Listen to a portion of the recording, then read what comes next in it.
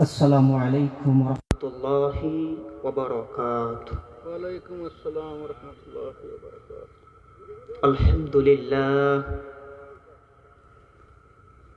الحمد لله نحمده ونستعينه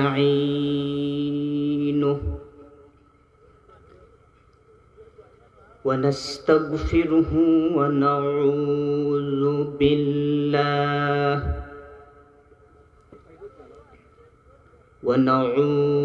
بالله من شرور أنفسنا ومن سيئات أعمالنا. من يهد الله فلا مضل له ومن يضلله فلا هادي له. ونشهد أن لا إله إلا الله وحده لا شريك له. ونشهد أن سيدنا وحبيبنا ومولانا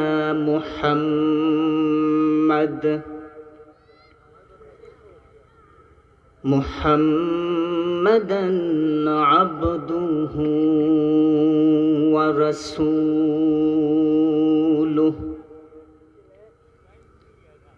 الذي أرسله بالحق بشيرا ونذيرا وداعيا إلى الله بإذنه وسراجا منيرا. فقد قال الله تعالى في كلامه المجيد وفرقان الحميد: أعوذ بالله من الشيطان الرجيم. بسم الله الرحمن الرحيم. ثم لا يموت فيها ولا يحيا. صدق الله العظيم وصدق رسوله النبي الكريم. ونحن على ذلك من الشاهدين والشاكرين والحمد لله رب العالمين.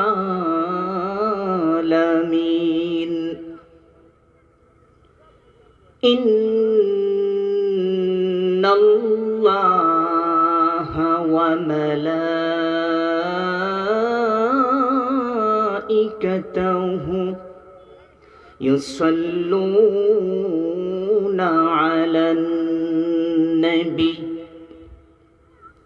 يا أيها الذين آمنوا صلوا عليه وسلموا تسليما. اللهم صل على مولانا محمد وعلى آل سيدنا مولانا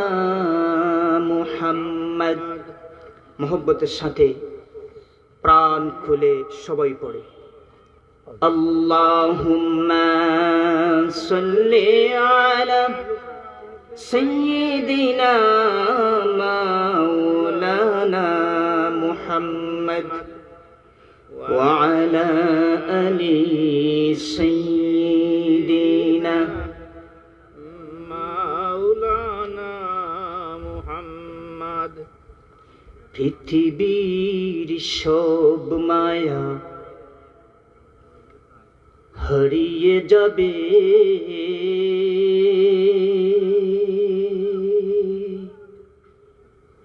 হারিয়ে যাবে একদিন।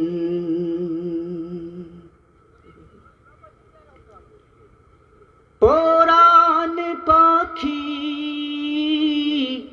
উড়ে যাবে,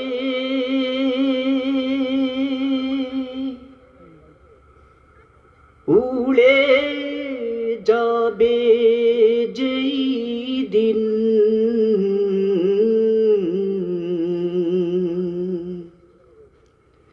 হারিয়ে যাবে একদিন। আল্লাহুম্মা সাল্লি আলা সাইয়্যিদিনা মাওলানা মুহাম্মদ। মোহব্বত পড়ি ওয়া আলা আলি সাইয়্যিদিনা মাওলানা মুহাম্মদ। সেদিন তো পর হবে ও বুঝ মন,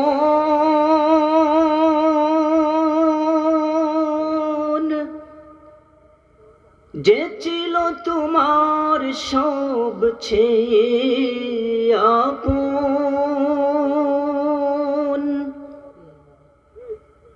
বাজবে যখন বন্ধু তোমার, আমার মরণ বিন,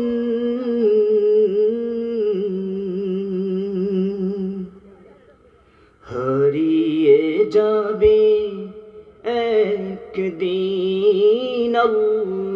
আল্লাহুম্মা সাল্লি আলা সাইয়্যিদিনা মাওলানা মুহাম্মদ ওয়া আলা আলি সাইয়্যিদিনা মাওলানা মুহাম্মদ। একারে কে চলে যাবে আদার ঘোরে,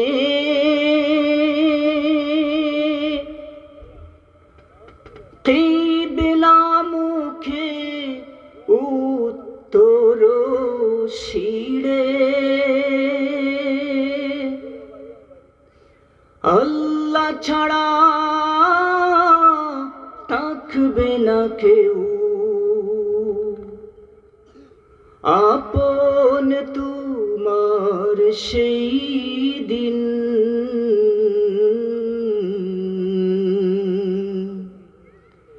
হারিয়ে যাবে একদিন। আল্লাহুম্মা সাল্লি আলা সাইয়্যিদিনা মাওলানা মুহাম্মদ ওয়া আলা আলি সাইয়্যিদিনা মাওলানা মুহাম্মদ। সবাই পড়ি বালাগাল উলা বিকামালিহি কাশাফাদ দুজা বিজামালিহি হাসুনাত জামিউ খিসালিহি সাল্লু আলাইহি ওয়া আলিহি। ফুল ফুল তো बुलबुल का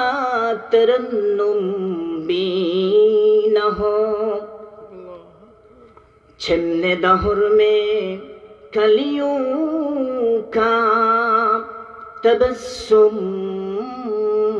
بينه بلغ العلا بكماله كشف الدجى بجماله حسنت جميع خصاله صلوا عليه وآله একটু মহব্বত জিকির পড়ে লা ইলাহা ইল্লাল্লাহ লা ইলাহা ইল্লাল্লাহ লা ইলাহা ইল্লাল্লাহ লা ইলাহা ইল্লাল্লাহ লা ইলাহা ইল্লাল্লাহ সুবহানাল্লাহ ওয়ালহামদুলিল্লাহ লা ইলাহা ইল্লাল্লাহ লা ইলাহা ইল্লাল্লাহ লা ইলাহা ইল্লাল্লাহ লা ইলাহা ইল্লাল্লাহ লা ইলাহা ইল্লাল্লাহ লা ইলাহা ইল্লাল্লাহ মুহাম্মাদুর রাসূলুল্লাহ। সকলে পড়ি সাল্লাল্লাহু আলাইহি ওয়াসাল্লাম। আলহামদুলিল্লাহি রাব্বিল আলামিন। পশ্চিম পাঁচপাড়া হিলফুল ফুজুল যুব সংঘের উদ্যোগে আয়োজিত আজকের এই মোবারক তৃতীয় বার্ষিক ইসলামী মহাসম্মেলনের সম্মানিত সভাপতি জনাব জরিদ মিয়া সাহেব বারাকাল্লাহু ফি হায়াতি, হযরত উলামায়ে কেরাম, আমার সম্মুখে উপস্থিত আমার পিতৃতুল্য সম্মানিত মুরব্বিয়ানে কেরাম, সমবয়সী যুবক ভাইয়েরা, তরুণেরা, ছোট ছোট মাসুম বেগুনা বাচ্চারা, বিশেষ করে পর্দার অন্তরালে অবস্থানরত আছেন একান্ত পরম শ্রদ্ধেয়া মা এবং বোনেরা, আমি আমার ব্যক্তিগত পক্ষ থেকে আবারও সবাইকে জানাচ্ছি রাসূলুল্লাহর শেখানো ভাষা, আসসালামু আলাইকুম ওয়া রাহমাতুল্লাহি ওয়া বারাকাতুহু। ওয়ালাইকুম আসসালাম ওয়া রাহমাতুল্লাহি ওয়া বারাকাতুহু। আমরা আল্লাহ সুবহানাহু ওয়া তাআলার দরবারে লক্ষ কোটিরও বেশি শুকরিয়া আদায় করছি যে মহান মাবুদ আমাদেরকে পৃথিবীর এই ক্রান্তি লগ্নে, বিশেষ করে মুসলমানদের দুরবস্থার সময়, এই ফিতনার জামানায় মানুষের দুনিয়াবি অনেক ঝামেলা এবং শত শত মানুষের মধ্য থেকে বাছাই করে সুস্থ অবস্থায় একটি দ্বীনি মাহফিলে আমাদেরকে হাজির হওয়ার তৌফিক দান করেছেন। সকলে অন্তরের অন্তরস্থল থেকে শুকরিয়া জ্ঞাপন করি, পড়ি আলহামদুলিল্লাহ। আলহামদুলিল্লাহ। বিশেষ করে শুকরিয়া আদায় করছি যে মহান মুনিব আমাদেরকে অত্যন্ত মহব্বত করে জন্মের পর থেকে এ পর্যন্ত অত্যন্ত দয়া করে এখন পর্যন্ত হায়াত দান করেছেন। আবারও পড়ি আলহামদুলিল্লাহ। আলহামদুলিল্লাহ। দরুদ ও সালাম পেশ করছি বিশ্বমানবতার মুক্তির কান্ডারি, শাফায়াতের কান্ডারি বিশ্ব নবীজির উপর। আল্লাহ তাবারাকা তাআলা যেন আমাদের এই মাজালিস থেকে তার হাবিবের খেদমতে লক্ষ কোটিরও বেশি দরুদ এবং সালামের হাদিয়া পৌঁছাইয়া দেন। সকলে মহব্বতে পড়ি আমিন। আমিন আল্লাহুম্মা আরো জোরে মহব্বতে বলি আমিন। আমিন আল্লাহুম্মা সম্মানিত উপস্থিতি,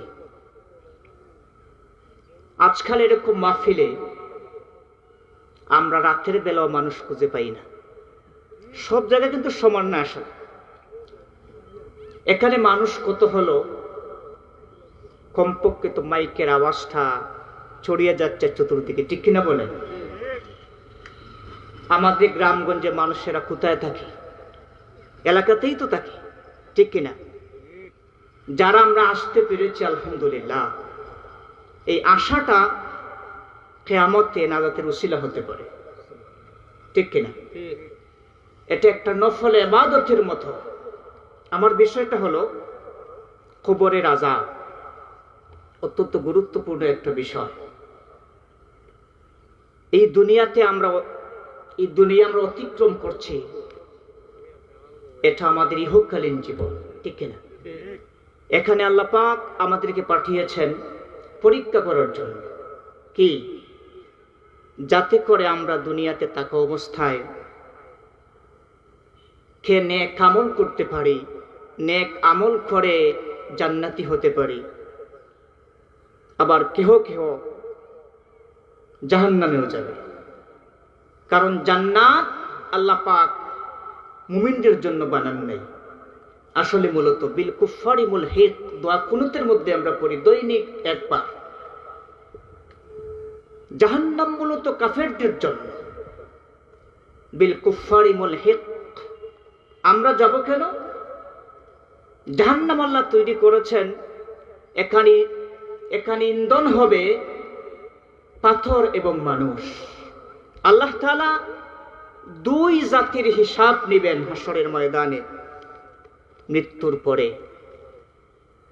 এক নম্বর জাতি হলাম আমরা মানুষ জাতি, যেরকম সুবহানাল্লাহ। সুবহানাল্লাহ আরেকটা জাতি হলো জিন জাতি।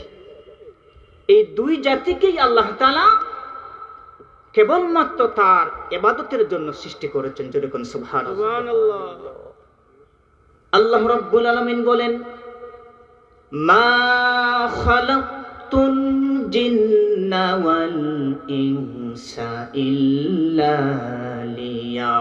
লিয়াবুদুন।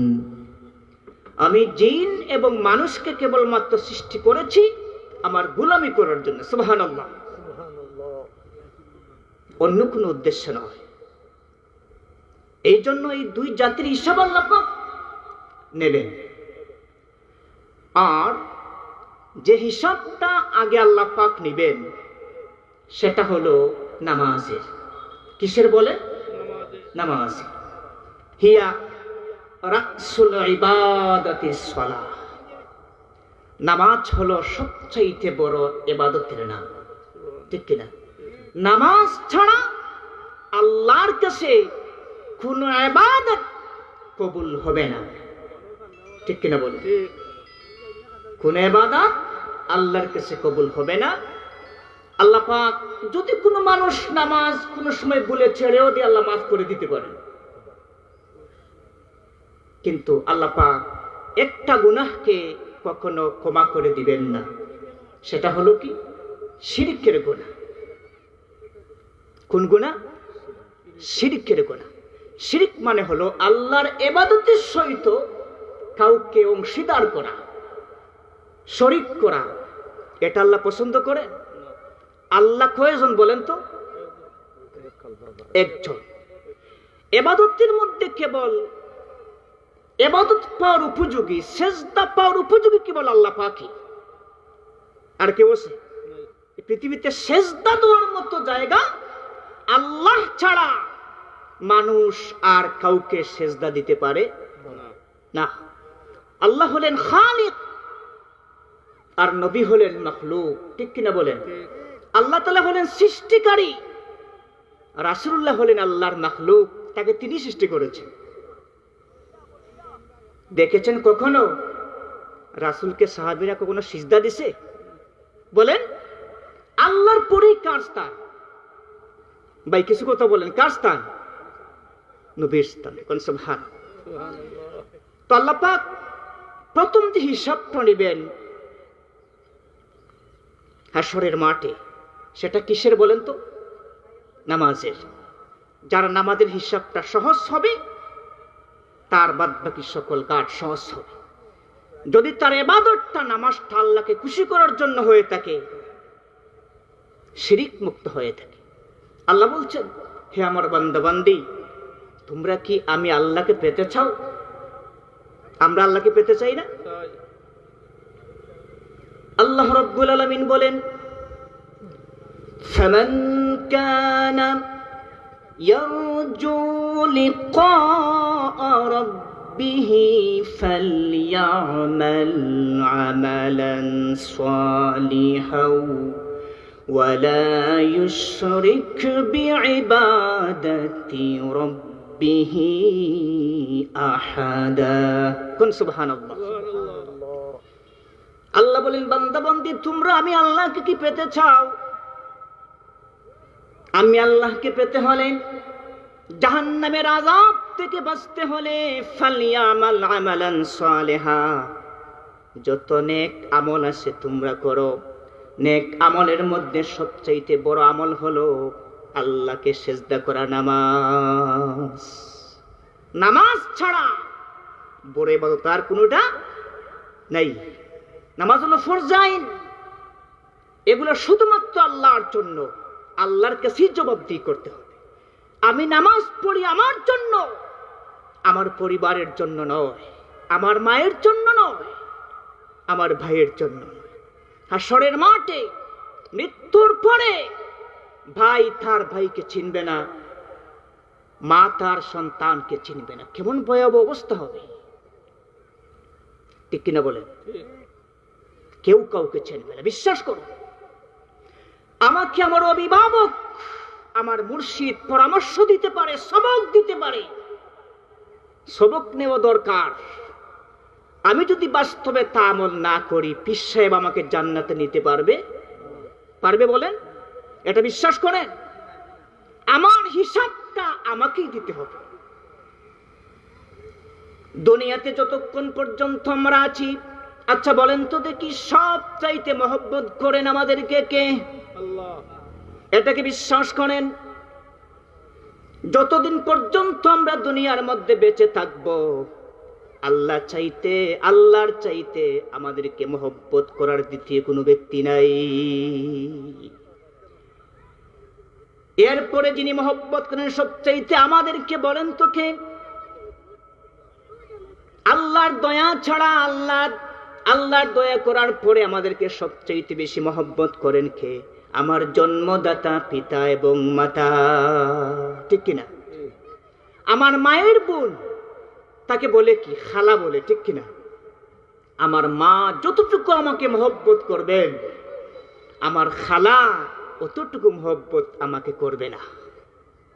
এটা কি বিশ্বাস করেন আপনারা? যদিও করে থাকেন তাহলে স্বার্থের বিনিময়ে করবে। আমার কথা কি বুঝতেছেন আপনারা?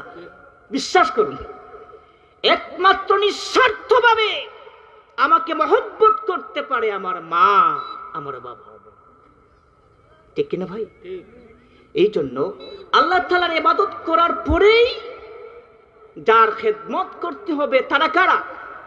মা বাবা। আল্লাহ রাব্বুল আলামিন বলেন, ওয়াকাদা রাব্বুকা আল্লা তা'বুদু ইল্লা ইয়্যাহু ওয়া বিল ওয়ালিদাইনি ইহসানা। কোন সুবহানাল্লাহ। সুবহানাল্লাহ। আল্লাহ বলছেন, আমার ইবাদত করার পরেই তোমরা তোমার পিতামাতার সাথে সদ্ব্যবহার করো, ভালো ব্যবহার করো। জুড়ে কোন সুবহানাল্লাহ। সুবহানাল্লাহ। আমি বলেছিলাম শিরিক মুক্ত ইবাদতের কথা, ঠিক কিনা? আল্লাহ বলছেন, তোমরা কি আমাকে পেতে চাও? অবশ্যই অবশ্যই হাসরের মাঠে। এখন আল্লাহ তাআলা আমাদের জন্য হচ্ছেন গফুরুর রহিম, ঠিক কিনা ভাই? যতক্ষণ দুনিয়াতে আমরা আছি, আল্লাহ পাক আমাদেরকে দয়া করতেছে, ঠিক কিনা? অনেক গুনাহ করছি, জেনে না জেনে, ইচ্ছায় অনিচ্ছায়, আল্লাহ পাক মাফ করে দিচ্ছে। কারণ আল্লাহ হচ্ছেন গফুরুর রহিম। কিয়ামতে আল্লাহ পাক হবেন লিল্লাহি লিল্লাহিল ওয়াহিদিল কাহ্হার, জোরে কোন আল্লাহু আকবার। আল্লাহু আকবার। মৃত্যুর পরে কিয়ামতে আল্লাহ পাক কাহ্হার হয়ে যাবেন, কঠিন হয়ে যাবেন। আল্লাহু আকবার। সেই দিন আল্লাহর কাছে মাপ চেয়েও কোনো লাভ হবে? তাই বিশ্বাস করুন। ফালইয়ামাল আমালান সালিহান, তোমরা যদি আমি আল্লাহকে পেতে চাও, আল্লাহকে রাজি এবং খুশি করতে চাও, তোমরা নেক আমল করো। নামাজ থেকে শুরু করে অনেক নেক আমল আছে, এটা বলার দরকার নাই। নেক আমলটা কেমন হবে? ওয়ালা ইউশরিক বিইবাদাতি রাব্বিহি আহাদা। নেক আমলের মধ্যে কোনো শিরকের গন্ধ থাকতে পারবে না, অংশীদারিত্ব কাউকে বানাতে পারবে না। লা শারীকা লাহু, কেবলমাত্র আমাকে খুশি করার জন্য নেক আমল করতে হবে। আমি যে আয়াতে কারিমা পড়েছি, সুম্মা লা ইয়ামুতু ফিহা ওয়া লা ইয়াহইয়া, সূরাতুল আলা। সুম্মা, অতঃপর, লা ইয়ামুতু, তারা মরবেও না, ওয়া লা ইয়াহইয়া, এবং বাঁচবেও না। আল্লাহু আকবার বলেন। সময় তো কম, এই জন্য সংক্ষিপ্ত ভাবে হলেও আমি কিছু কথা বলার চেষ্টা করছি আপনাদের সামনে। সুম্মা লা ইয়ামুতু ফিহা ওয়া লা ইয়াহইয়া, এটা কোন সময়ের কথা আল্লাহ বলছেন? মৃত্যুর পরের কথা। কবর এমন একটা জায়গা ভাই, বিশ্বাস করুন, কারোর জন্য জান্নাতের বাগান, আর কারোর জন্য জাহান্নামের গর্ত। ঠিক কিনা ভাই? কারোর জন্য জান্নাতের বাগান হবে কবর, আর কারোর জন্য হবে জাহান্নামের একটা গর্ত। আল্লাহ পাক চান না কোন মুসলমান, কোন মুমিন জাহান্নামে যাক। আমরা যাব কেন বলেন তো? আমাদের আমলের কারণেই যাব। ঠিক কিনা বলেন? আল্লাহ রাব্বুল আলামিন বলেন,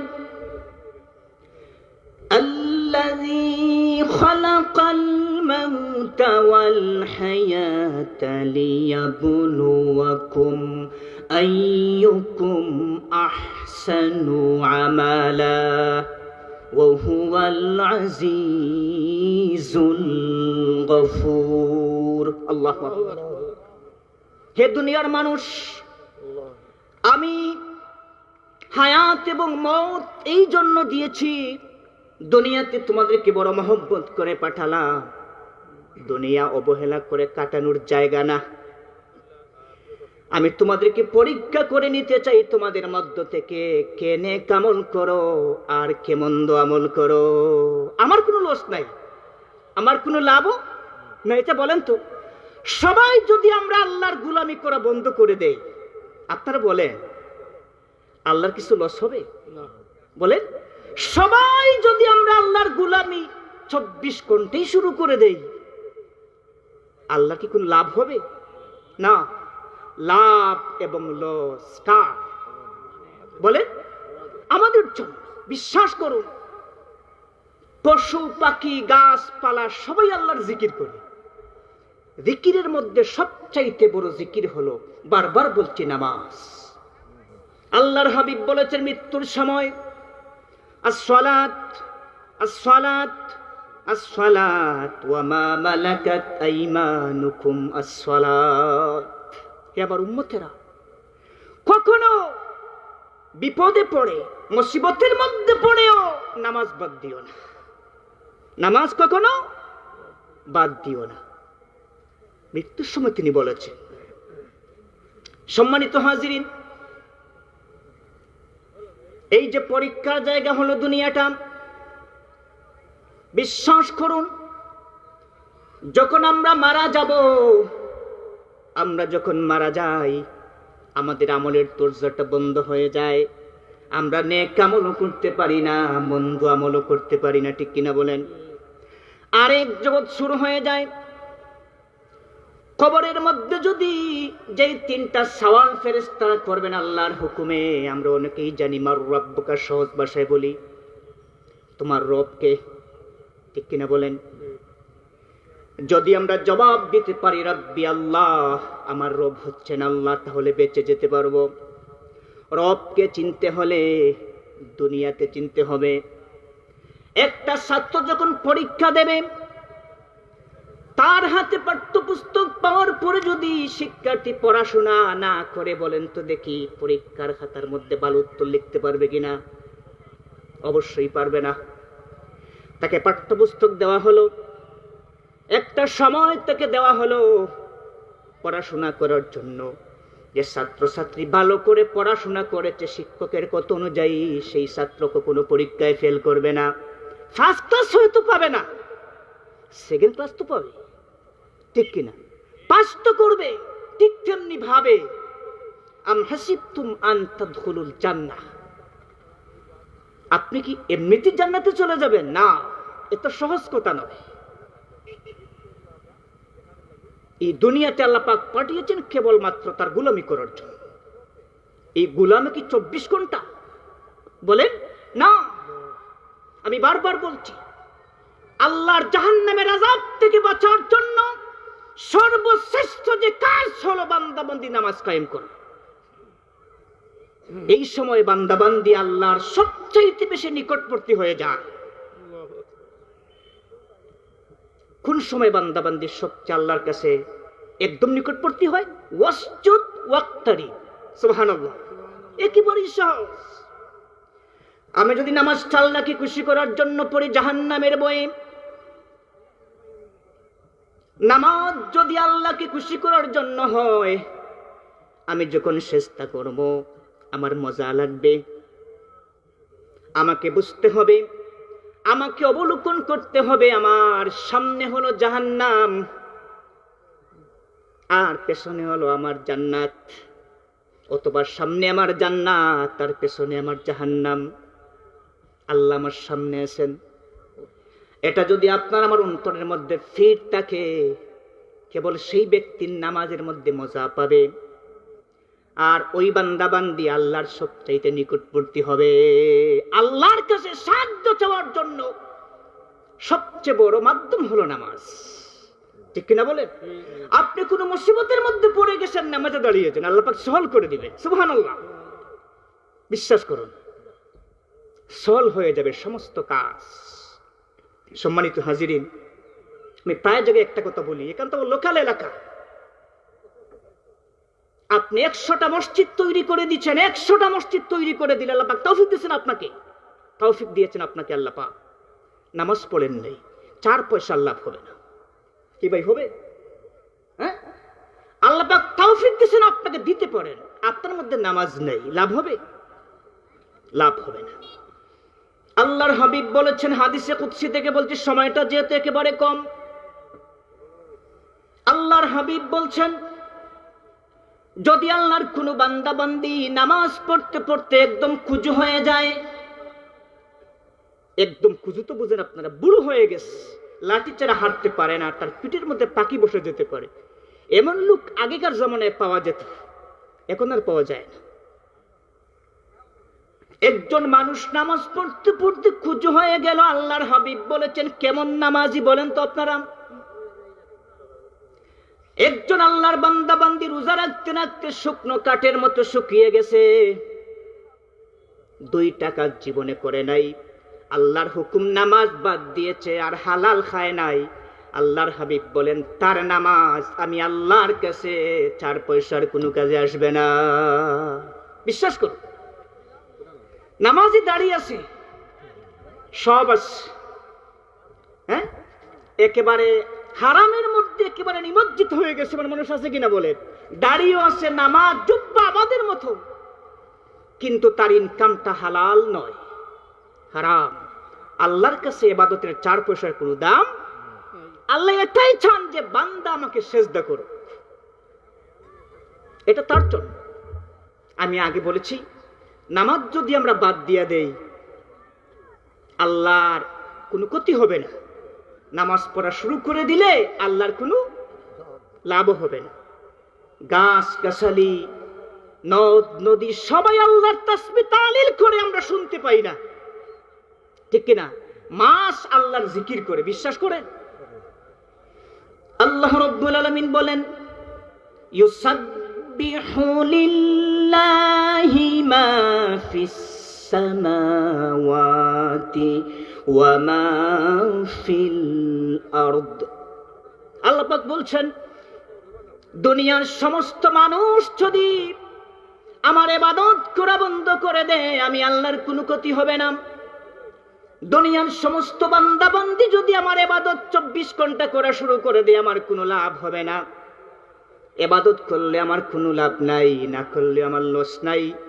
তারা যদি ইবাদত নাও করে, পৃথিবীর সমস্ত মাখলুকাতেরা আমি আল্লাহ রাব্বুল আলামিনের তাসবিহ তাহলিল করে। সুবহানাল্লাহ। আমি এর জন্য কারো কাছে মুখাপেক্ষী নই, বরং তারা আমার কাছে মুখাপেক্ষী, ঠিক কিনা বলে? সম্মানিত হাজিরিন, কবরের আযাবটা বড় মারাত্মক। সংক্ষেপে বলছি। আগে বললাম কোনটা? একটা প্রশ্নের কথা বলেছি, মার রব্বুকা, ঠিক আছে? সকলেই আমরা জানি। যারা বলতে পারবো আমার রব আল্লাহ, তাকে পড়াশোনা করতে রবকে চিনতে হবে। দুনিয়াতে থাকা অবস্থায় নামাজ নাই, কিচ্ছু নাই, রবকে চিনে না, দাঁড়িয়েছে, নামাজও মাঝে মধ্যে পড়ে, রবকে চিনতে পারবে? রবকে চিনতে হলে উলামায়ে কেরামদের সাথে থাকতে হবে, ঠিক কিনা ভাই? তাদের সাথে সম্পর্ক করতে হবে তো রবকে চিনতে হলে। শুধুমাত্র বলেন যে আল্লাহ একজন আছে, এটা কি রব চেনা? আল্লাহর হাবিব বলেছেন, যে মানুষ রবকে দুনিয়াতে থাকা অবস্থায় কোনোদিন চেনার জন্য চেষ্টা করলো না, ওই আল্লাহর বান্দা বান্দি যখন ফেরেশতারা বলবে মার রব্বুকা, জবাব দিতে পারবে না, বিপদের মধ্যে পড়ে যাবে। এটা রেড সিগন্যাল, ঠিক কিনা বলে? দ্বিতীয় প্রশ্ন করা হবে, ওয়ামা দীনুকা, তুমি কোন ধর্মের মানুষ?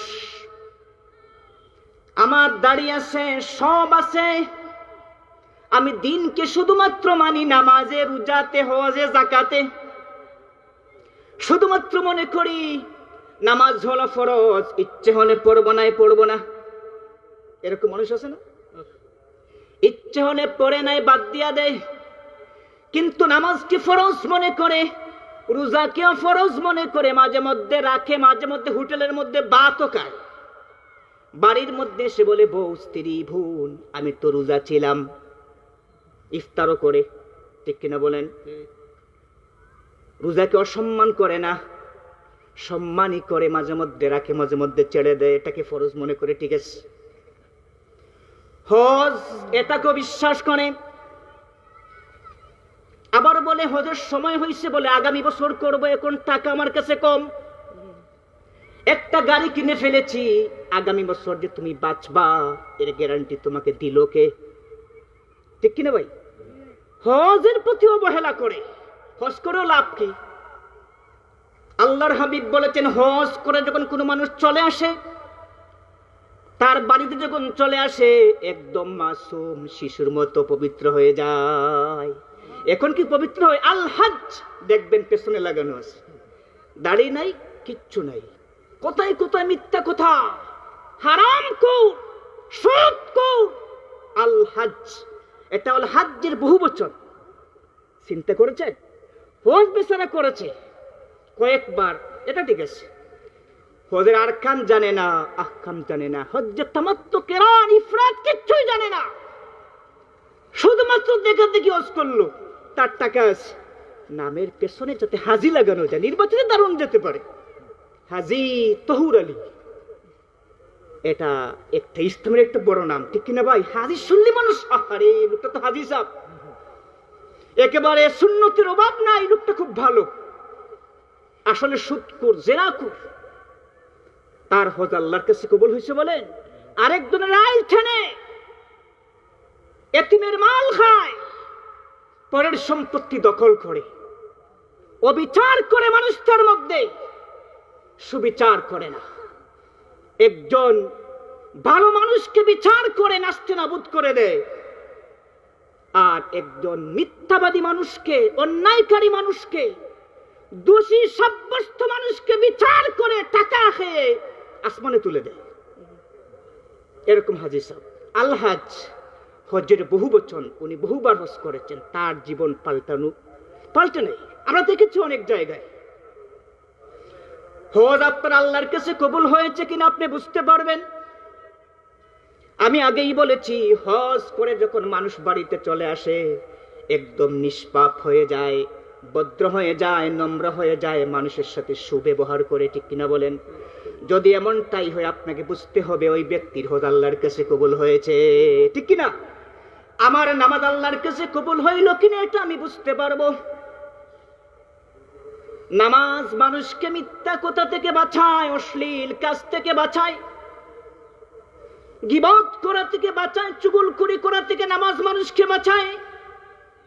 আমি যদি 5 ওয়াক্ত নামাজ পড়ার পরে যদি আমার চরিত্র কন্ট্রোল করতে না পারি মুসলমান, আমাকে বুঝতে হবে আমার নামাজ আল্লাহকে খুশি করার জন্য হলো না, ঠিক কিনা?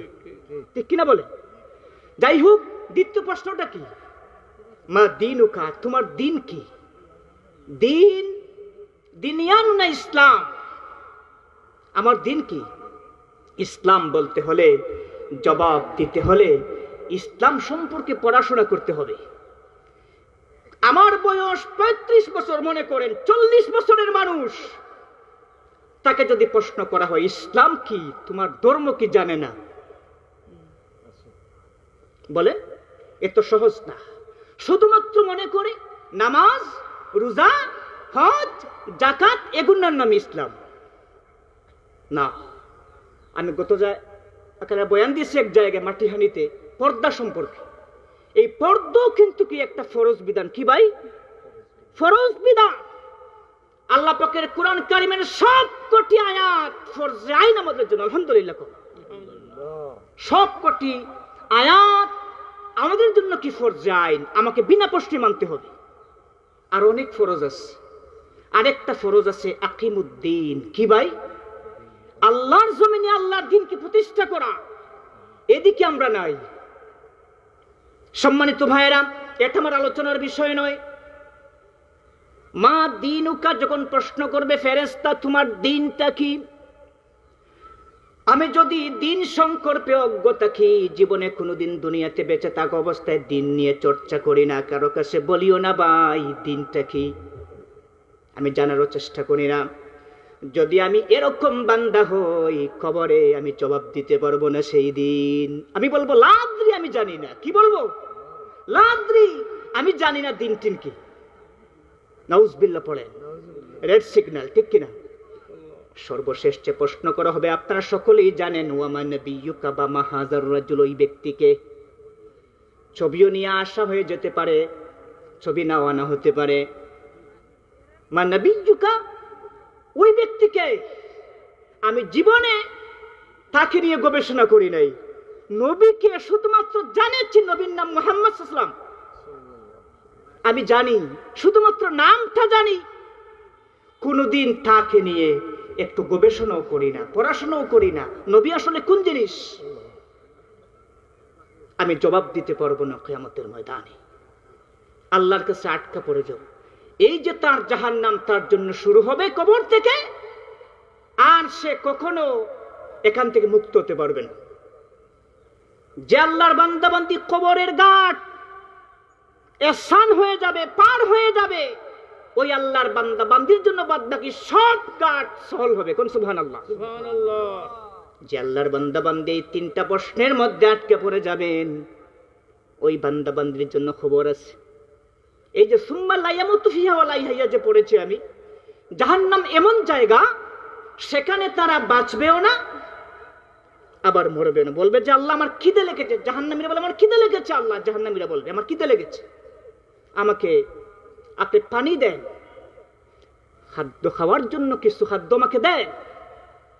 ইল্লা হামিমা ওয়া গাসসাকা,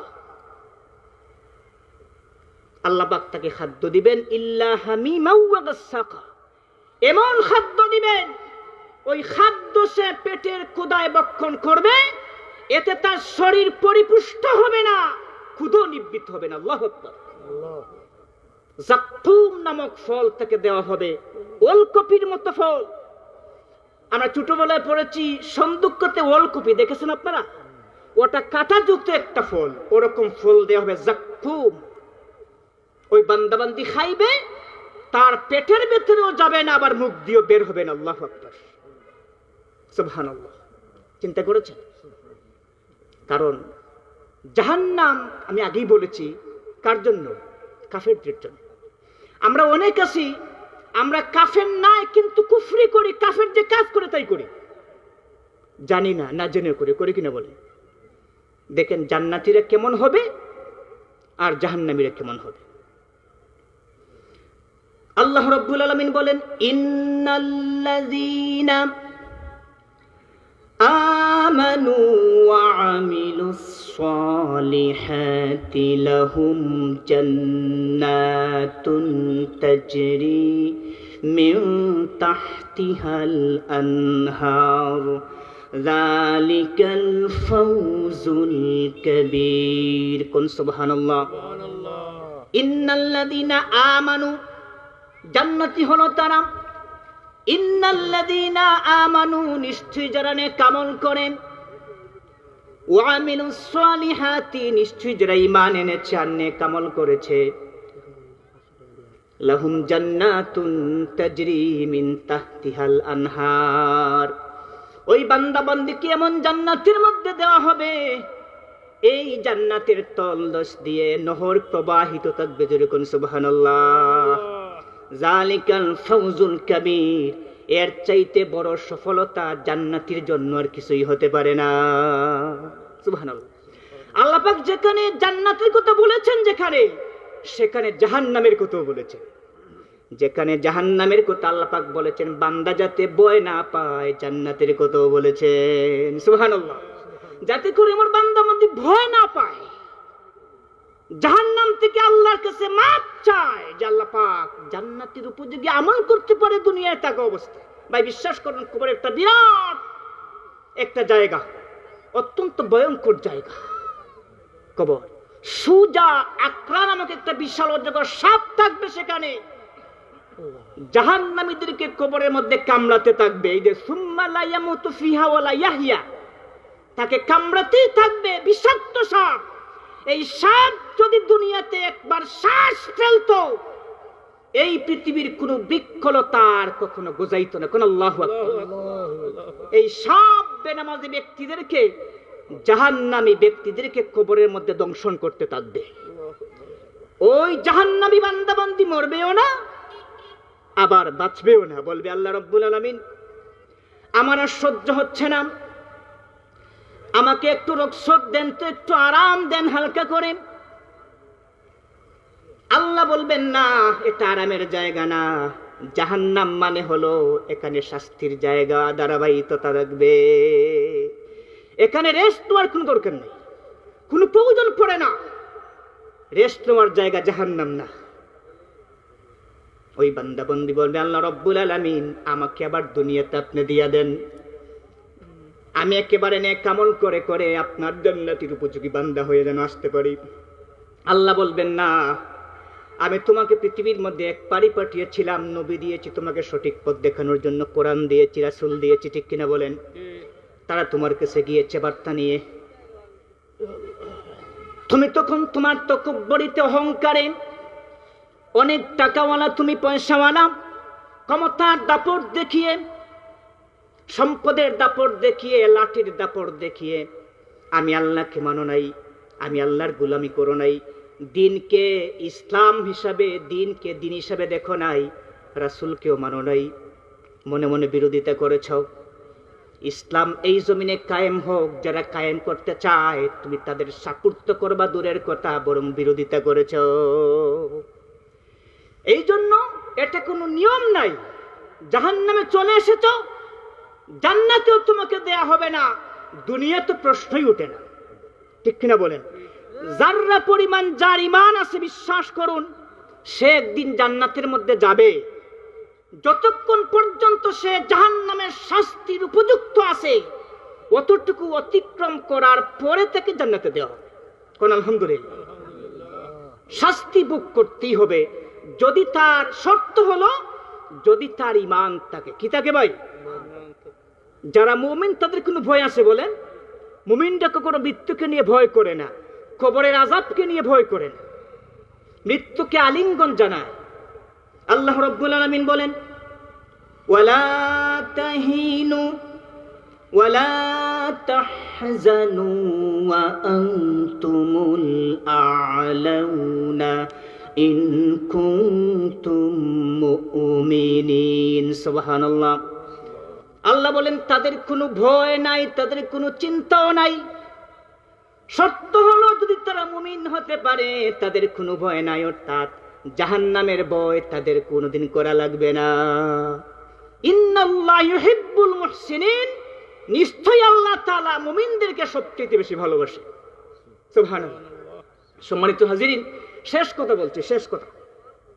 দরুদ পড়ি সাল্লাল্লাহু আলা পড়ি সাল্লাল্লাহু আলা মুহাম্মাদ সাল্লাল্লাহু আলাইহি ওয়াসাল্লাম। সম্মানিত উপস্থিতি, আসলে সংক্ষিপ্ত সময়ে সবগুলো কথা বলা যায় না। আমরা এতটুকুই জানলাম, কবর কারো জন্য জাহান্নামের গর্ত, ঠিক কিনা ভাই? আবার কারো জন্য জান্নাতের বাগান। আর এই কবরের মধ্যে, জাহান্নামের মধ্যে কেবল মানুষ আর পাথরই হবে এবং জিন জাতীয় জাহান্নামে যাবে। এই দুই জাতিকে আল্লাহ পাক জান্নাত এবং জাহান্নামের মধ্যে দাখিল করবেন আমাদের আমলের কারণে। আমাদের আমল যাদের ভালো হবে তাদেরকে জান্নাতে দেওয়া হবে, যাদের আমল খারাপ হবে, মন্দ হবে, তাদেরকে জাহান্নামে দেয়া হবে। একবারে সোজা কথা। আর কবরে আযাব থেকে মুক্তি পাওয়ার একমাত্র মাধ্যম কোনটা বললাম বলেন তো? নামাজ এবং শিরক মুক্ত ইবাদত। আল্লাহ পাক সবাইকে আমল করার তৌফিক দেন, সকলে পড়ি আমিন। দুরূদ শরীফ পড়ি সাল্লাল্লাহু আলা মুহাম্মাদ সাল্লাল্লাহু আলা ওয়াসাল্লাম। কবরে থাকিব একা, হাসরে উঠিব একা, মিজানে দাঁড়াইব একা, অনুবিশেতায় পাই যেন আপনারি দেখা। সাল্লাল্লাহু আলা মুহাম্মাদ সাল্লাল্লাহু আলা মুহাম্মাদ সাল্লাল্লাহু আলাইহি ওয়াসাল্লাম। আস্তাগফিরুল্লাহ ইন্নাল্লাহা গফুরুর রহিম। আস্তাগফিরুল্লাহ ইন্নাল্লাহা গফুরুর রহিম। আস্তাগফিরুল্লাহ রাব্বি মিন কুল্লি যামবিন ওয়া আতুবু ইলাইহি লা হাওলা ওয়ালা কুওয়াতা ইল্লা বিল্লাহিল আলিয়্যিল আযীম। লা ইলাহা ইল্লাল্লাহু মুহাম্মাদুর রাসূলুল্লাহ। আল্লাহুম্মা আমিন। রব্বানা যালামনা أنفسنا وإن لم تغفر لنا وترحمنا لنكونن من الخاسرين. اللهم آمين. ربنا آتنا في الدنيا حسنة وفي الآخرة حسنة وقنا عذاب النار. يا الله. ربنا فاغفر لنا ذنوبنا وكفر عنا سيئاتنا وتوفنا مع الأبرار. اللهم اغفر لي ولوالدي وارحمهما كما ربياني صغيرا. সবাই পড়ি রব্বিরহামহুমা কামা রব্বায়ানি সগীরা। اللهم يا قاضي الحاجات اقضي حاجاتنا يا الله. اللهم يا شافي الأمراض اشف مرضانا يا الله. اللهم يا حلال المشكلات حلل مشكلاتنا يا الله. اللهم يا غفار الذنوب فاغفر ذنوبنا يا الله. ربنا لا تزغ قلوبنا بعد إذ هديتنا وهب لنا من لدنك رحمة إنك أنت الوهاب. اللهم إني أعوذ بك من عذاب القبور. اللهم اجعل قبورهم روضات من رياض الجنة. وأفوض أمري إلى الله إن الله بصير بالعباد. حسبنا الله ونعم الوكيل نعم المولى ونعم النصير. اللهم بارك لنا في رجب وشعبان وبلغنا رمضان. اللهم بارك لنا في رجب وشعبان وبلغنا رمضان بفضل سبحان ربك رب العزة عما يصفون وسلام على المرسلين والحمد لله رب العالمين. واجعل آخر كلامنا عند الموت لا إله إلا الله محمد رسول الله صلى الله عليه وسلم. السلام عليكم ورحمة الله وبركاته.